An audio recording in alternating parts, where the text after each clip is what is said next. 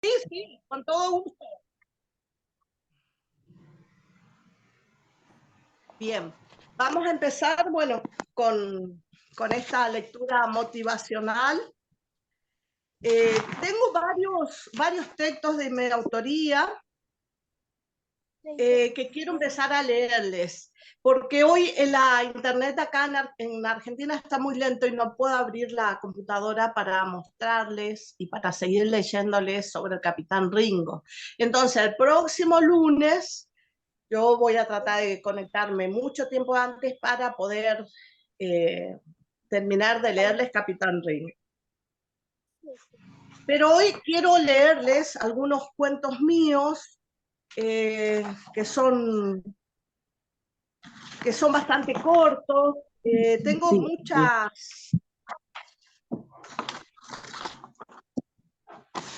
algunas poesías, algunos fragmentos de textos míos para que ustedes vayan viendo también otras clases de lectura. Vamos a empezar por el faro. El faro, ¿saben lo que es? ¿Me pueden prestar atención? ¿Saben lo que es un faro? A ver, Tomás, segundo, ¿alguien me puede contestar si saben lo que es un faro? Ahí estamos, bien, Sí, Tomás. ¿Saben lo que es un faro? Bueno, entonces le voy a leer un pequeño fragmento de algo que escribí sobre el faro, que son las luces que están en el mar y que orientan la navegación de los marineros. Ahí les leo. El faro. Por cada faro que se te apaga en el camino y te hace creer que la oscuridad es completa, habrá muchos faros que se irán iluminando a medida que avanzas. Lo importante y extraordinario de la vida es seguir tu camino, aunque sea a oscuras o a tientas o en la más absoluta soledad. Con el tiempo, los pares que también te buscan te irán reconociendo y vendrán por ti. Ningún camino es tan oscuro, ningún futuro es tan incierto. Donde quieras que vayas, siempre habrá faros que estarán alumbrando tu camino y estarán esperando por ti. Bueno, este es un fragmento que yo escribí dedicado a un faro, porque el faro es algo muy positivo, es algo que ilumina tu camino. Entonces, bueno, le dediqué este fragmentito y ahora les voy a leer algo que ustedes tal vez nunca han escuchado hablar de la mitología guaranítica de la diosa Queraná, que era la diosa del sueño. Ustedes tal vez ahí en Perú, bueno, también tengan en su mitología, tal vez también tengan alguna diosa del sueño, pero yo les voy a hablar de esta diosa Queraná, que es la diosa en la mitología guaranítica, que se la considera una diosa dormilona y que porque duerme todo el día precisamente, y les voy a leer esto. Ella duerme mientras florece el ocaso en primavera y las escarchas tiritan sobre su piel de diosa iluminada. Ella duerme mientras el mundo se detiene en suspiros de otoño y el viento norte arrastra las yarará de sus cuevas sacando brotes al silencio de la siesta. Ella solo duerme y descansa, como si todo lo que fuera creado estuviera en su perfecto orden y el dormir fuera una señal divina de los dioses guaraníes. Que no hay que preocuparse de nada, que mientras los dioses duermen, trabajan en los sueños de los hombres. Bueno, ahí estamos hablando, haciendo referencia entonces a la diosa Queraná. Y acá yo menciono algo, ¿se acuerdan que hablábamos de las víboras yarará, que son las más peligrosas en Capitán Ringo? El mono le salva a Capitán Ringo de que le picara una víbora yarará. De nuevo acá, como esto se trata de regionalismo, de mitología guaranítica, todo lo que yo le vengo leyendo, se van a ir ustedes encontrando con animales, personajes, siempre recurrente que yo utilizo en toda mi literatura a la hora de escribir. Entonces acá, por ejemplo, menciono a la víbora Yarará, a Keraná, que es la diosa del sueño en la mitología guaraní. ¿Sí? Bueno, vamos a buscar otro cuento que les voy a preparar. Algo un poco más corto y que ustedes puedan comprender. Les voy a leer un cuento que le dediqué a una amiga mía que se llama Ha llegado la de Río Piedra. Nunca se supo quién la trajo primero, si fue el viento que entró en estampidas esa mañana de agosto, o fue el deseo colectivo de todo un pueblo que la había estado madurando en los pensamientos durante años. Allí la tierra era tan seca, tan poco dada a la vida, que ni siquiera las frutas maduras y menos los buenos pensamientos prosperaban. Pero aún así, ellos la pensaban y se hablaba de su memoria todo el tiempo. Algunos tenían a la dueña como a una mujer menuda y frágil, pero decidida, y otros la pensaban desde el recodo de las nostalgias como a una mujer alta y elegante con un carácter indómito y decidido. Pero lo único que todo el pueblo coincidía es que en su extremada belleza. Sin embargo, Seferino Puebla, que era un viejo empleado de la dueña y que nunca hablaba, era el único que realmente podría pintar de pies a cabeza a la dueña. Entonces, acá le voy a hacer una explicación. Estoy leyendo un cuento y de una dueña de estancia, ¿no? De una dueña de un territorio. Y cuando yo hablo acá que podría pintar de pies a cabeza a la dueña, lo que estoy usando es una metáfora. La metáfora se utilizan los autores para hacer comparaciones. ¿Sí? Por eso yo hablo de pintar de cuerpo entero. Cuando hablo de pintar de cuerpo entero, estoy diciendo describirla de cuerpo entero. ¿Entienden? ¿Sí? Cuando ustedes hablan, por ejemplo, bueno, yo le describo a mi amigo Tomás y hablo, está vestido de tal manera, él es moreno, o no sé cómo dicen ustedes, bueno, tiene los ojos muy rasgados, los pies anchos, ahí ustedes están describiendo. ¿Eh? En este caso yo utilizo una metáfora y digo, utilizo esta metáfora y digo, la pinto de cuerpo entero, que sería lo mismo que describir. ¿Me entienden cómo funciona? Estos elementos utilizamos los escritores para escribir y narrar y contar las historias y de tal modo que sea más interesante. ¿Sí? Tomás Segundo. ¿Quién es Tomás Segundo ahí? ¿Puede levantar la mano quién es Tomás Segundo, que quiero conocerlo? Ah, hola Tomás, ¿cómo estás? ¿Cómo estás, Tomás? ¿Podés conectar tu micrófono, Tomás? Bien. Aquí bien, profesor. Bueno, un gusto, Tomás, siempre estás conectado. Y bueno, les voy a seguir leyendo el cuento de la dueña. Entonces todos coincidían que la dueña tenía una gran belleza. Pero Seferino Puebla, él era el hombre que siempre se había atrevido a robarle, no tanto porque lo necesitara, sino por una secreta venganza tierna. Es que de todos los del pueblo, este gaucho se consideraba con derecho a hostigar su memoria. Ella se había marchado un día dejando al hombre hecho estropajos. Nadie supo por qué se había ido ella en silencio. Severino la esperó, sí, todo el tiempo que un hombre de a caballo puede esperar a una mujer. La esperó toda una vida. Así se le fueron los años en espera, calcinándose al rojo vivo en su soledad. Con las primeras arrugas al hombre se le cayeron los deseos, luego las nostalgias y por último los sueños, que vio reventarse contra ese suelo donde no crecía nada, pero sin embargo la seguía esperando. Aún así, ella seguía presente en sus pensamientos. Es que en esos parajes olvidados donde todo era pura tierra, todo era todo pura tierra seca, era la dueña absoluta del pueblo, de vivos, de muertos, incluso de un pueblo perdido.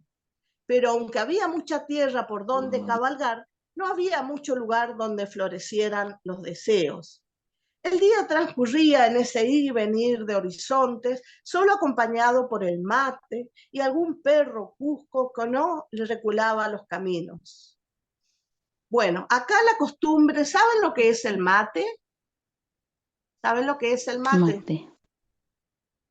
Mate. El mate en Argentina es un cuenco, algo así, y bueno, y se toma con una bombilla y se toma. Eso es el mate para los argentinos.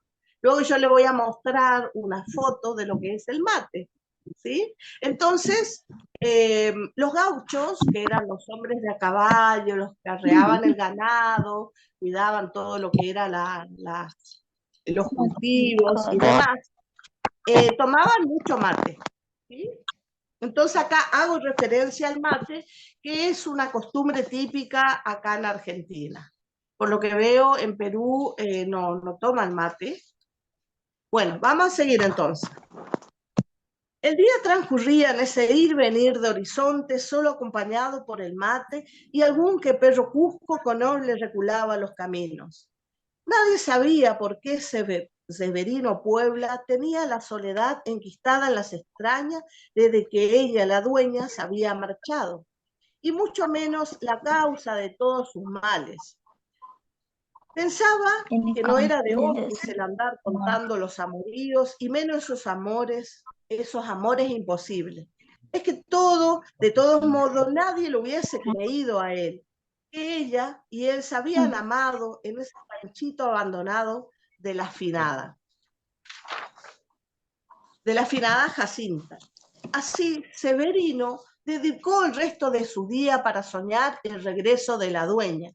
Sí, había algo que le sobraba a este hombre, era tiempo y horizontes por donde verla llegar.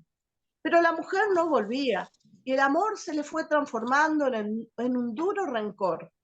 Entonces se dedicó a robarle su ganado durante años, como para sentirse más dueño de sus ausencias, hasta que una mañana el comisario Severo Díaz se le dio por apresarlo luego de enterarse de que una vaca parió por el esfuerzo de cruzar el río.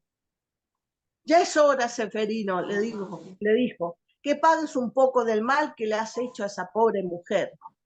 El reo no habló. Se limitó a mirar un punto fijo de la pared, como si allí buscara el horizonte. En ese instante la noticia que había soñado toda su vida entró de manera inesperada a la comisaría. Comisario, comisario, le dijeron, ha vuelto, ella ha vuelto, dijo el sargento, ha vuelto la dueña del río Piedra. El comisario, que no la conocía la mujer, más que de escucharla nombrar hasta el hartazgo, salió al patio urgido por la noticia. Efectivamente, una de las descripciones del pueblo coincidía con la mujer. La dueña era baja y menuda, y unas profundas arrugas cuarteaban su exquisita belleza. Su mirada era calma, como si ya hubiera abarcado todos los... La autoridad la recibió con todas las reverencias del caso, no tanto por cortesía, sino por la alegría que tendría el pueblo. Sin embargo, le debió dar a la dueña una mala noticia. Señora, le dijo, habéis tenido un hombre que le ha estado robando su ganado toda la vida. Queremos saber qué hacer con él. La mujer, ya entrada en años, se detuvo en el umbral de la puerta de la comisaría y allí lo vio. La misma espalda ancha, el cabello negro y lacio, y la misma barba espesa conteniendo el rostro amado. El rostro de Severino Puebla. El hombre no necesitó darse vuelta para adivinarla, y por primera vez en 50 años de intemperie de su alma, se le llenaron los ojos de lágrimas. Entonces, ella, lo único que alcanzó a decirle fue, suéltelo, suéltelo, le dijo con la rabia. El único mal que ha hecho toda la vida este pobre hombre ha sido robarme el corazón. ¿Están prestando atención por lo que veo? Tomás está ahí de lo más enganchado, prestando atención. Bueno, este es un cuento que se llama Ha llegado la del río Piedra. Tengo muchísimos cuentos para leerlo. Imagínense, miren, les voy a mostrar. Este es un libro. Esto que yo tengo acá en mi mano, esto que yo tengo en mi mano, que tiene muchas hojas, se llama manuscrito. Manuscrito es cuando el autor escribe muchos cuentos, mucha poesía, y todavía no le edita. Esto es un manuscrito.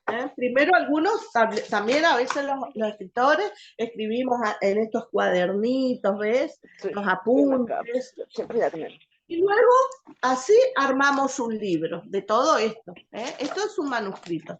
Me gustaría alguna vez, si yo voy y los visito, los conozco personalmente, yo les voy a enseñar a cómo se hace estos manuscritos con sus historias, muchas historias de vida. A veces pueden contar ustedes las historias, sus vivencias personales, por ejemplo, qué ocurre cuando juegan con sus animalitos, la personalidad que tienen sus animalitos, y así pueden ir creando distintos cuentos. De esa manera los autores creamos estos cuentos.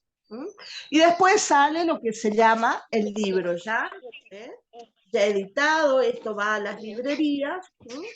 Primero se escribe en pequeños apuntes, se escribe algunos autores, como en mi caso yo ilustro mis propios libros, como el de Capitán Ringo, que les fui mostrando las ilustraciones. Luego entonces de esto pasamos a esto, que es el manuscrito.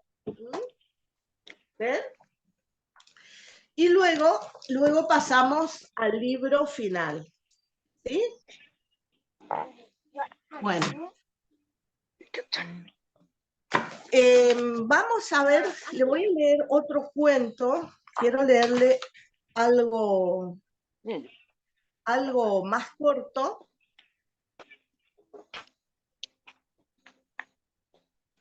Le voy a leer un fragmento de lo que es el gran guerrero, de una historia. ¿Vieron que yo les mandé una imagen de las cataratas del Iguazú, que son saltos de agua?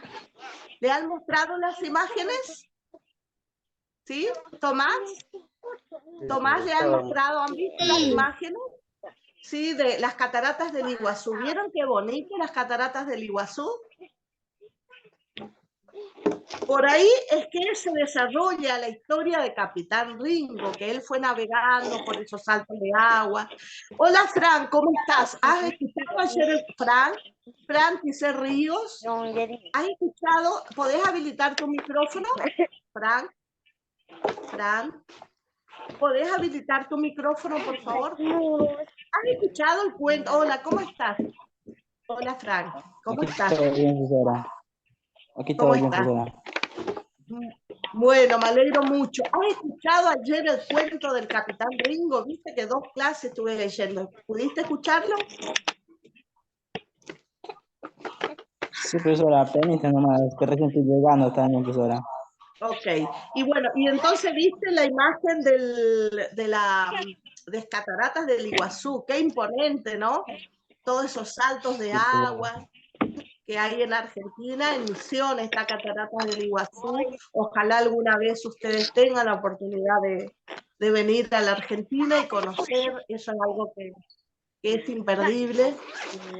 Tienen que conocer alguna vez en la vida y ojalá que Dios las ayude para que ustedes puedan llegar a conocer Cataratas del Iguazú, que ustedes viven en el medio de la selva, de los montes, rodeados de naturaleza, pero ahí en Cataratas del Iguazú también hay una vegetación maravillosa, muchos animales autóctonos, como los yaguareté. Estuvimos hablando, por ejemplo, bueno, de estas víboras conocidas que son las yararás, después los monos carayá, todos esos animalitos habitan nuestros montes y nuestras selvas, ¿sí?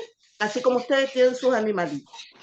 Yo les voy a leer un cuento que se llama Naipi y los amores imposibles, basado en una leyenda que también se desarrolla ahí en las cataratas del Iguazú. Por eso yo le estaba preguntando si vieron la imagen de cataratas.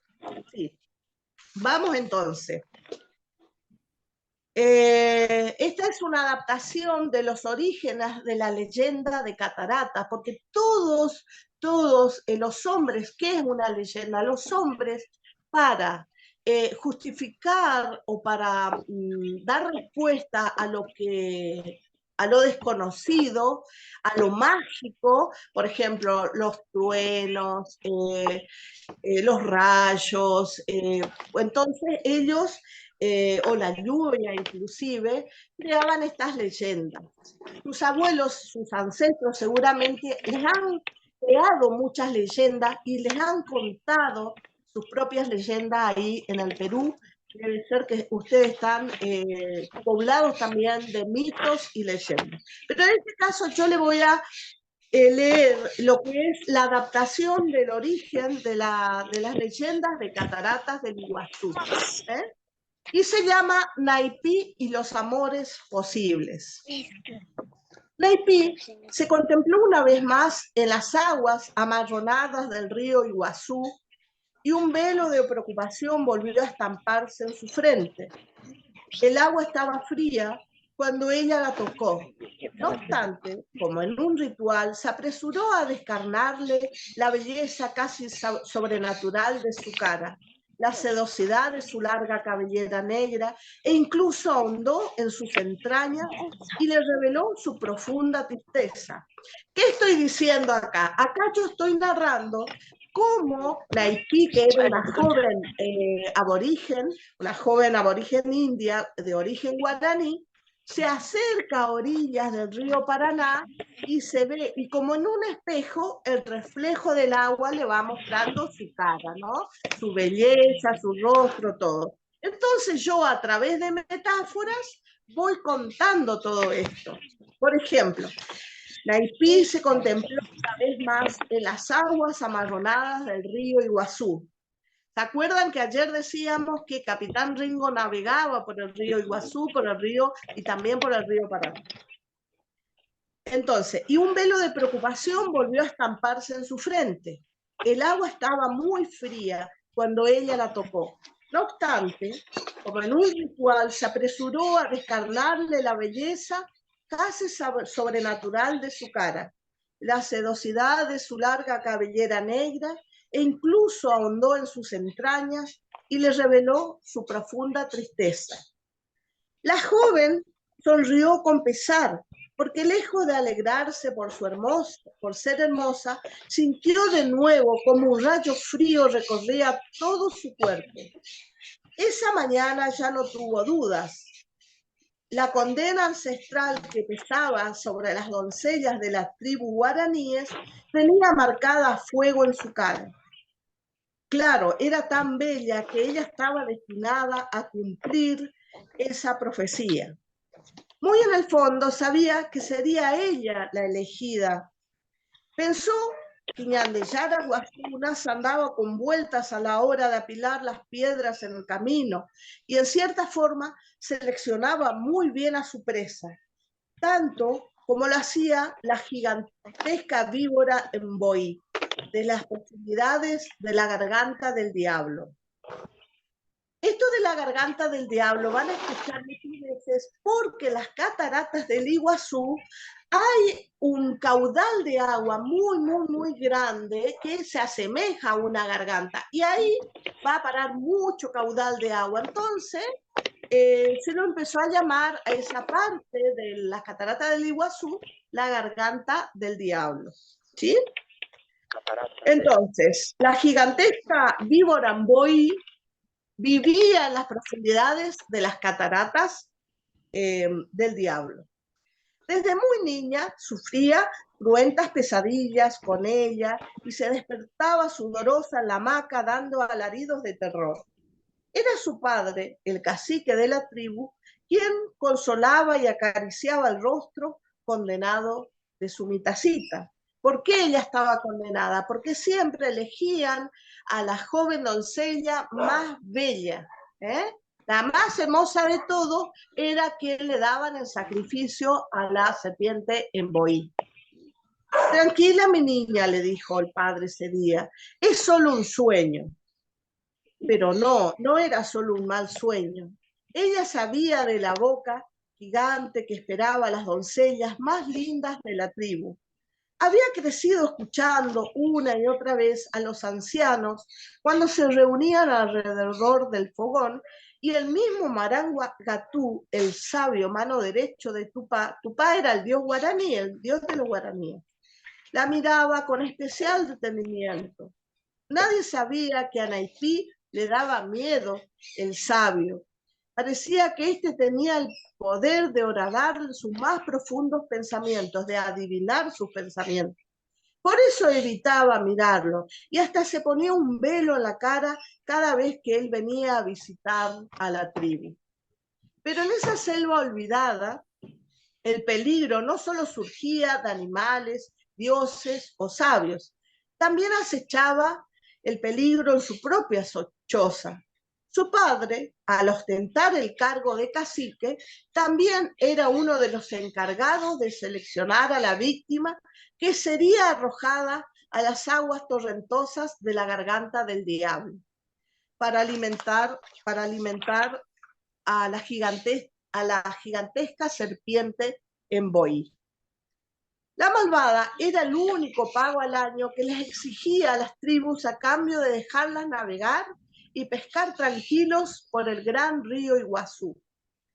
El anciano no era un hombre malo. Prueba de ello era que a menudo Naipí, su hija, lo veía pasearse como un lunático buscando solución al deber ineludible que se les había impuesto a todos los caciques de la comunidad desde muchos tiempos. Cuando se alimentaba estaba triste, cuando cantaba estaba triste, cuando dormía era arrebatado por feroces pesadillas.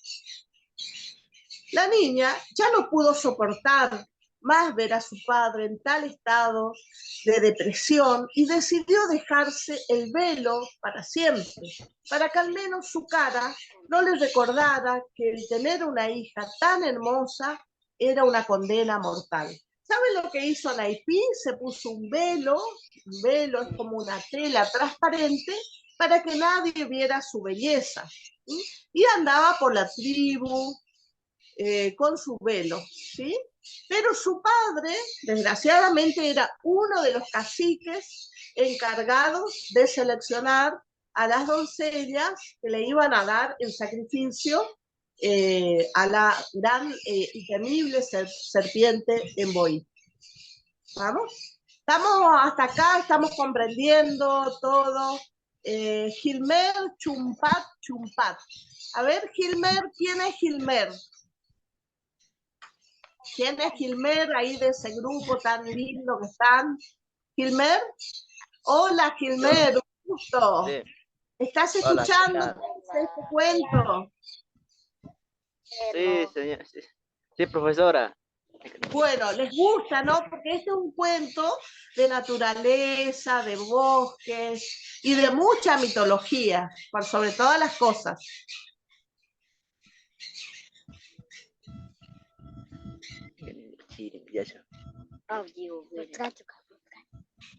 Bueno, vamos a seguir. Vamos a seguir con el cuento, perdón que estaba con tos. Marangatú, que era el sabio de la tribu, se divertía con los entuertos terrenales que Tupá, dios guaraní, ponía sobre la tierra. Y él mismo tenía que resolver esos entuertos. Los entuertos se refieren a los problemas, ¿no? Se paseaba por sus extensos dominios con una tacuara en cuyo interior hacía extraños sonidos cuando lo movía.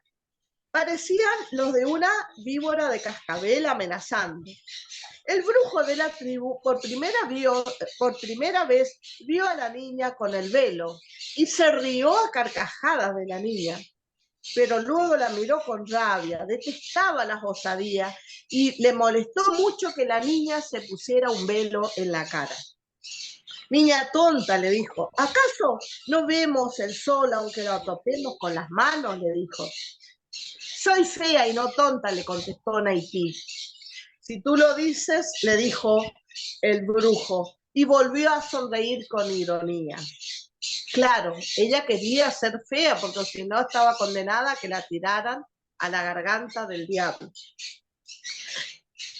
Pese al acecho del sabio, el tumulto de los dioses guaraníes y las miradas condenatorias de los rapaces caciques que la observaban, la niña, sin embargo, durante todo ese tiempo se permitió ser feliz.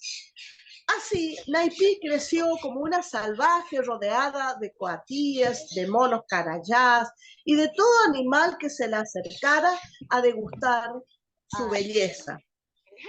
En realidad, a los monos eran los únicos animales que ella les permitía correr el velo cuando ellos querían verle la carita y acicalar su encanto que no era de este mundo. ¿Se acuerdan que ayer aprendimos lo que significa la palabra acicalar? Que es cuando los monitos vienen, le acarician, le buscan los piojitos, eso es acicalar, ¿sí? Las caricias, ¿eh? Bueno. Sí. La niña se escudó en su soledad, en los atardeceres lánguidos poblados de mariposas, en los rocíos tiernos de mayo y en la copa de los árboles donde solía dormir siestas eternas al lado de sus amigos los monos carayá. Sin embargo, al igual que las niñas de la tribu, creció soñando un día poder enamorarse de algún guerrero fuerte y poderoso que viniera de alguna selva muy lejana a rescatarla de la muerte misma que acechaba, dado la gran belleza de su cara.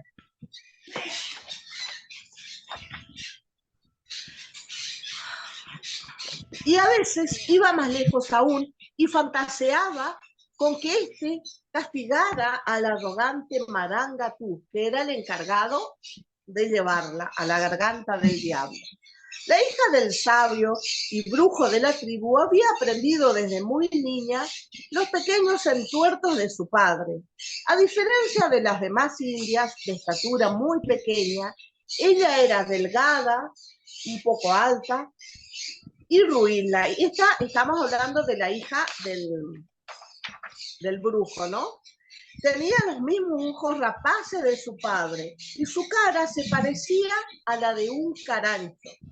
De hecho, su mascota era un carancho, al igual siempre llevaba en el hombro derecho.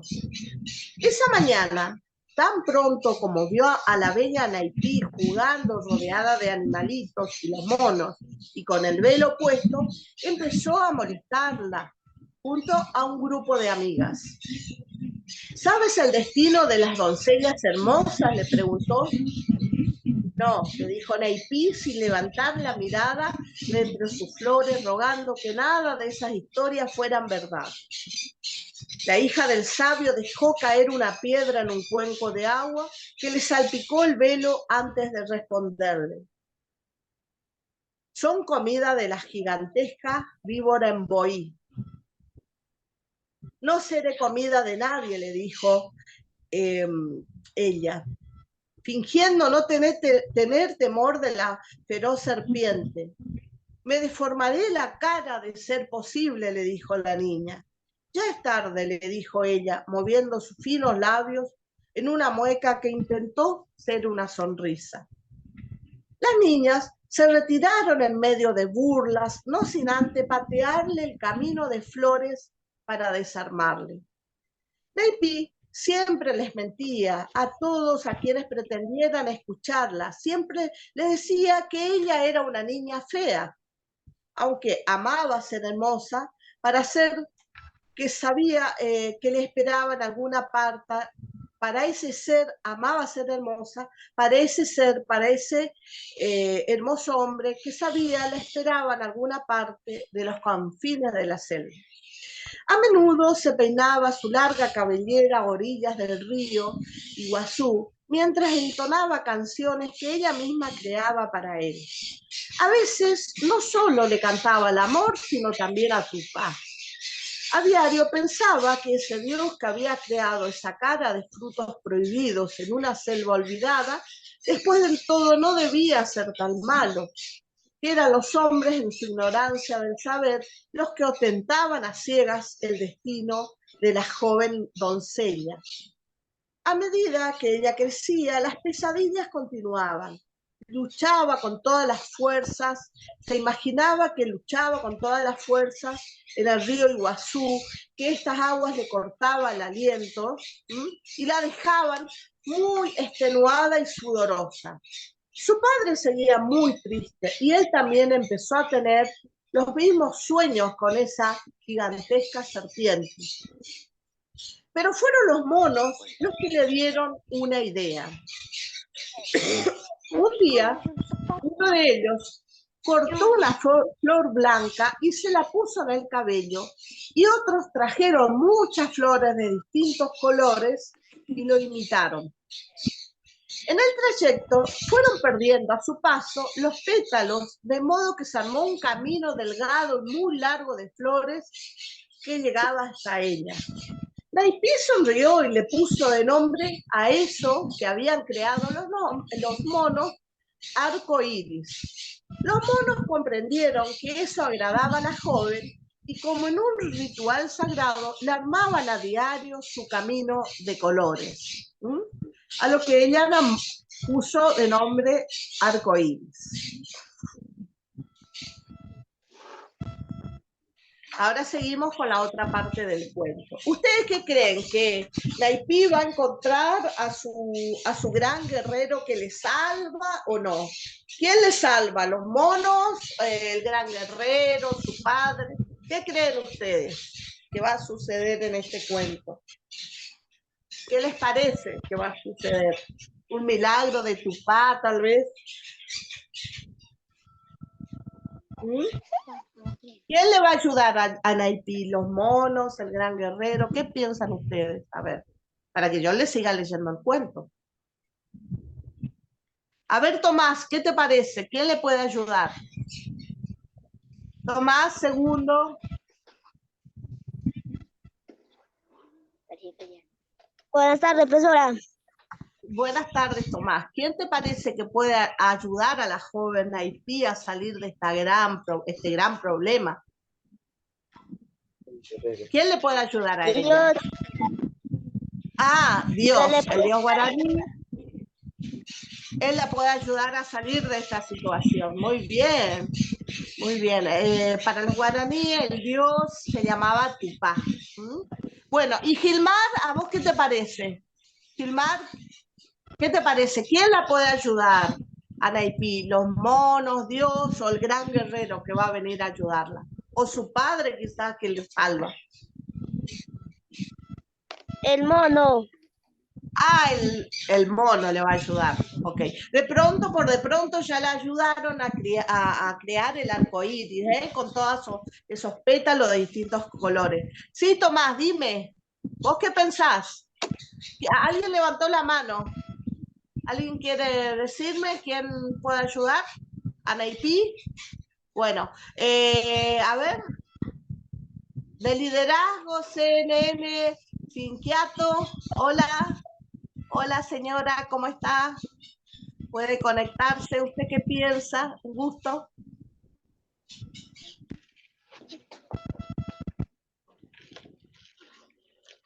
Hola.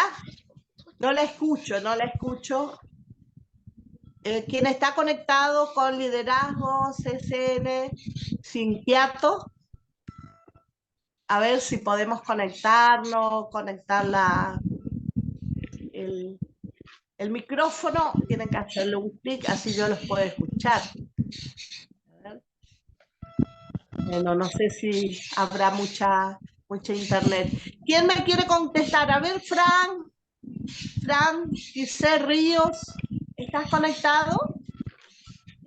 Así seguimos la lectura, porque ahora empieza. Sí, Fran. ¿Quién crees que pueda ayudar a Naipi?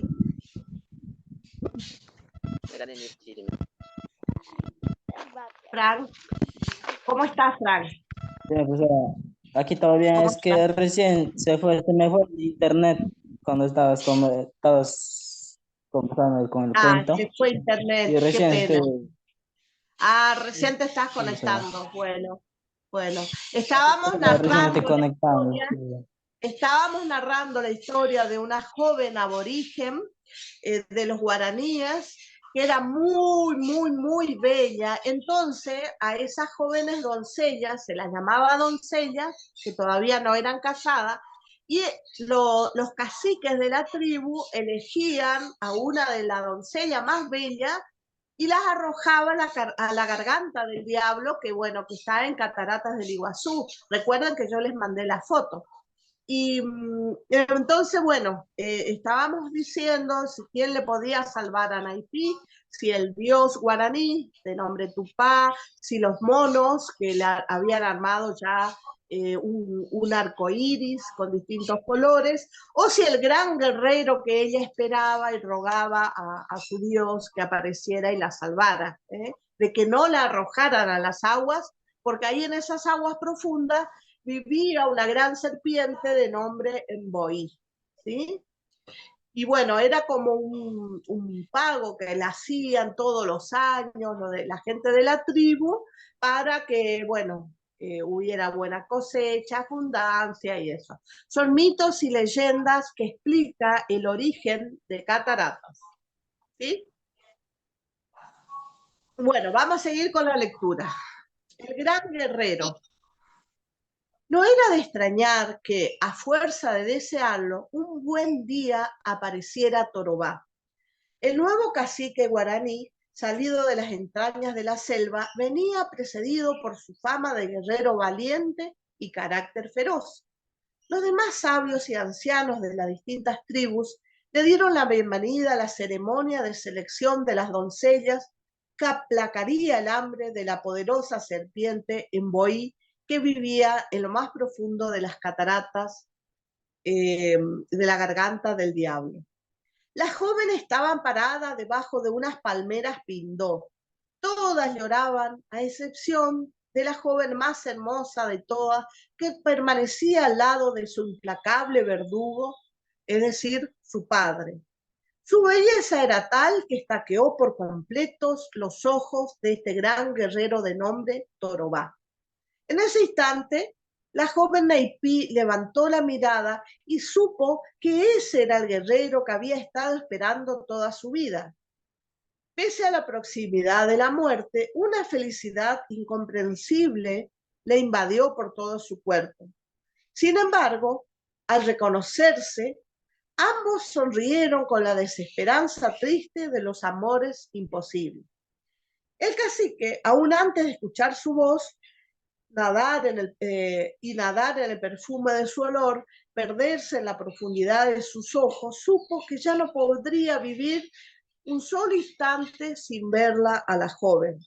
Por un momento, toda la valentía que había desplegado en las guerras ante cientos de indios que querían matarlo, se le paralizó por completo.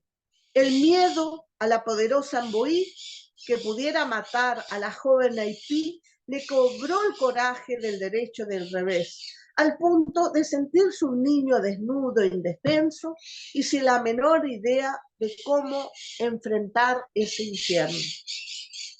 Fue el padre de la joven quien lo terminó por desarmar cuando eligió a su propia hija de entre todas las doncellas que en ese momento lloraban de miedo. Naipi lo miró resignada mientras la llevaban a una choza donde dormiría la noche previa al sacrificio. Torobá, el joven guerrero, suplicó a los sabios ancianos e incluso llegó a arrodillarse por primera vez en su vida ante otro cacique, el padre de la joven y el sabio Marangatú. Al anciano se le llenaron los ojos de lágrimas al ver que alguien amaba a su pequeña Naipí. Pero fue Marangatú, el sabio, el que habló.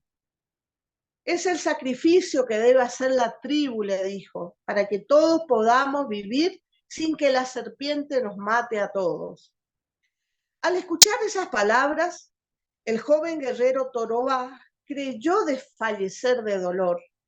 El indio, que había vencido en cientos de guerras y sobrevivió a varias emboscadas, ya no tuvo dudas. Llevaría muy, muy lejos a su amada de las fauces, de los dientes, de la maquiavélica serpiente Emboí.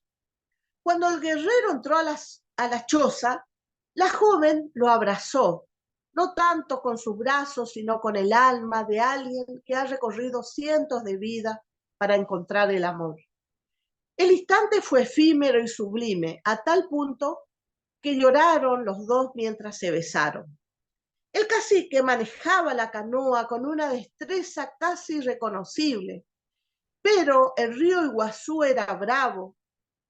El cacique deseaba alejarse lo más pronto de la ceremonia, de la garganta del diablo y de esa maldita serpiente, pero la brava corriente de las aguas y el viento devoraban todo el avance que él lograba.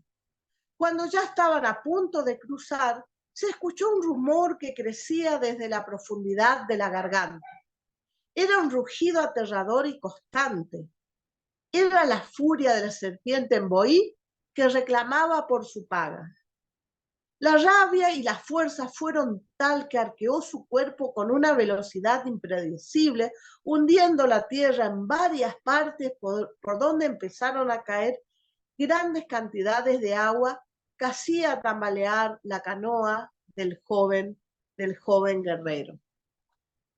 Bueno, luego ya estamos casi en horario, o sea que no nos da más tiempo para continuar leyendo esta leyenda. Creo que les ha atrapado de tal manera que los veo muy atentos. Luego, en la próxima clase, vamos a seguir con esto que es Naipí se enfrenta a la serpiente Emboí. Y bueno, y ahí vamos a ver qué sucede si finalmente el bravo guerrero logra sacarla, la rescata, qué sucede si los monos logran ayudarlo, Tupá, y triunfa finalmente y la joven puede vivir. ¿Sí? ¿Les gustó esta historia? Sí, profesora, nos gustó muchísimo. Sí, profesora. Bueno, me alegro mucho. Yo también disfruté mucho en escribirla y fue a raíz de un viaje que yo hice en Cataratas y a mí me contaron la historia de Naipí, pero me contaron muy chiquita y yo deseaba, como soy escritora, tengo mucha avidez, y deseaba que la historia fuera más larga, que me contaran qué pasó y los pormenores. Entonces, lo que hice cuando regreso a mi casa, empecé yo a escribir y a hacer la versión adaptada de esta leyenda del origen de las cataratas del Iguazú. Siempre ustedes cuando observan la fotografía, después se pueden googlear si tienen oportunidad, busquen cataratas del Iguazú, garganta del diablo, y ahí van a ver imágenes que siempre cuando aparecen las cataratas del Iguazú, aparecen los arcoíris. Siempre es así. Entonces, bueno, busquen todo, inclusive ahí también van a encontrar esta leyenda que se llama de Naipí, el origen de cataratas y demás. Por supuesto que este cuento que yo escribí es mucho más amplio de lo que ustedes van a encontrar en las redes sociales y demás, porque bueno, es un cuento largo el que yo hice y creé todos los pormenores por lo que tuvo que pasar la joven de gran belleza que estaba a punto de ser sacrificada y tirada en las gargantas del diablo, en las aguas de la garganta del diablo, para que la devorara esta serpiente de nombre Emboí. Así que bueno, Vamos a dejarla para la próxima clase, que va a ser el lunes, a las 2 de la tarde. Siempre vamos a tener las clases de 2 a 3 de la tarde.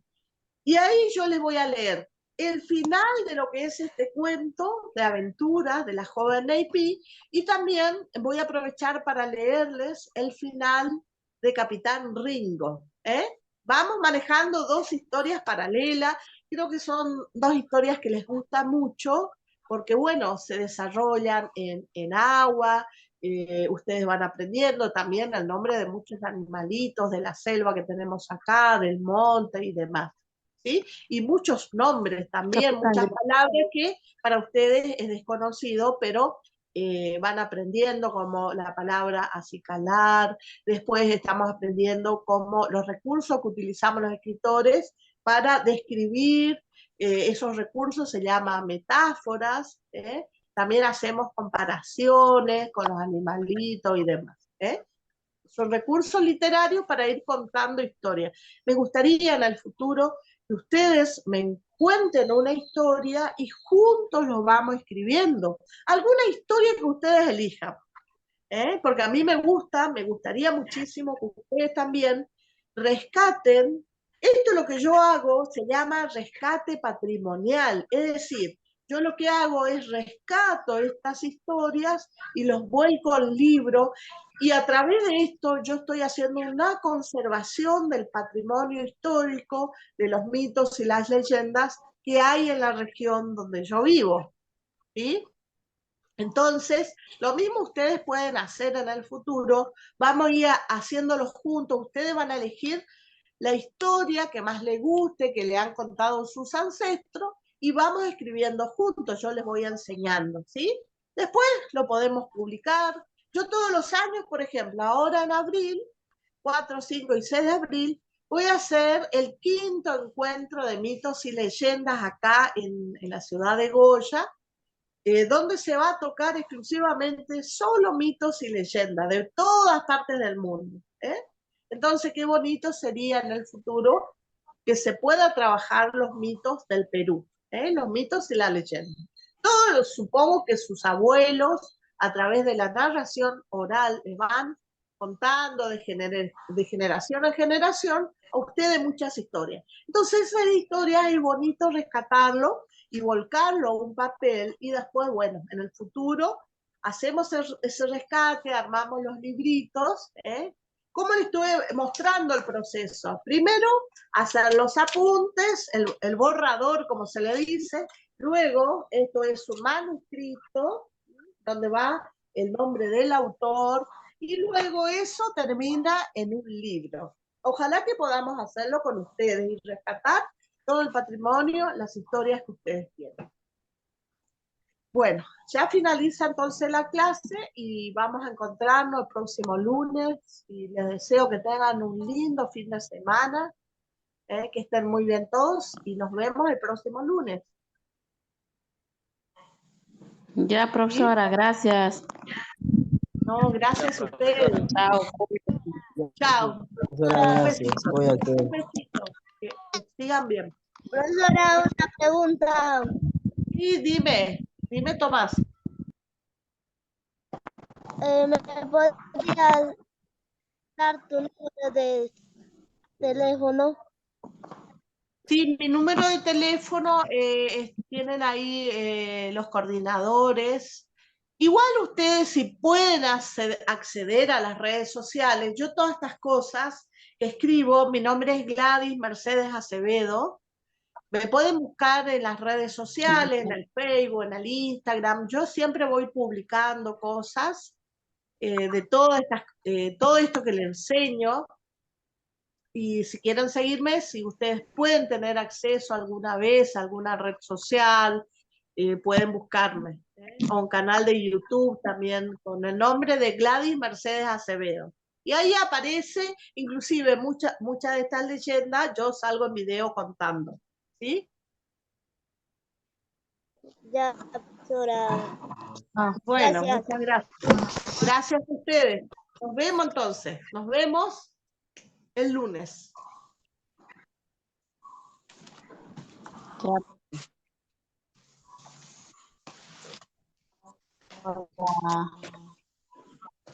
¿Alguna pregunta, alguna otra pregunta quieren hacerme antes de que cortemos? ¿Sí? ¿Alguna pregunta?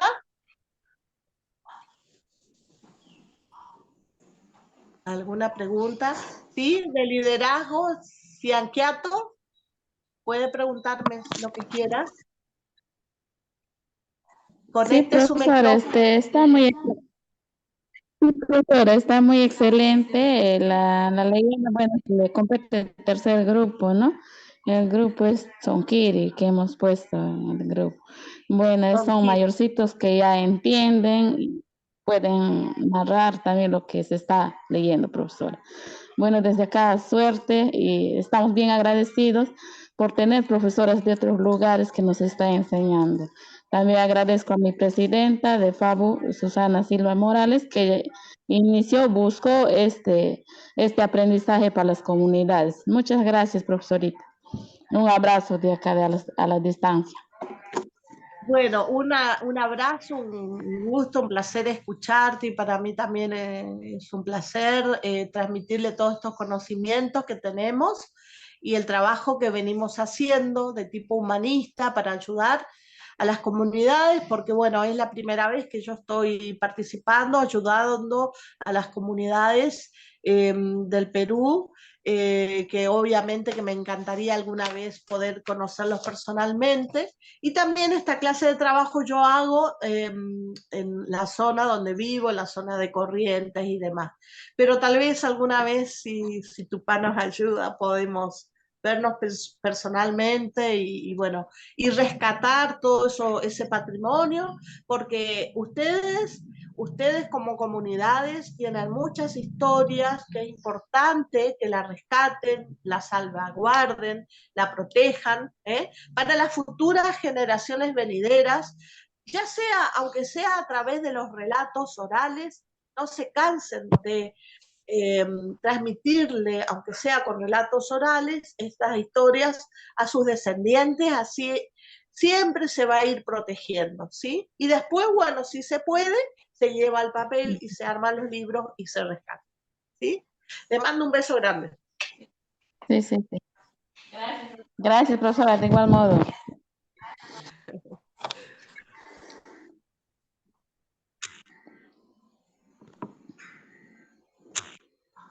Ya se ve.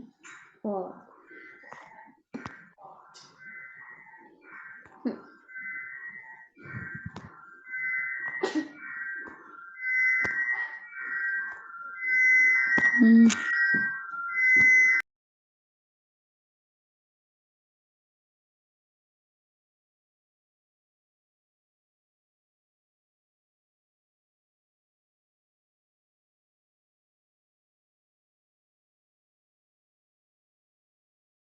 Oh.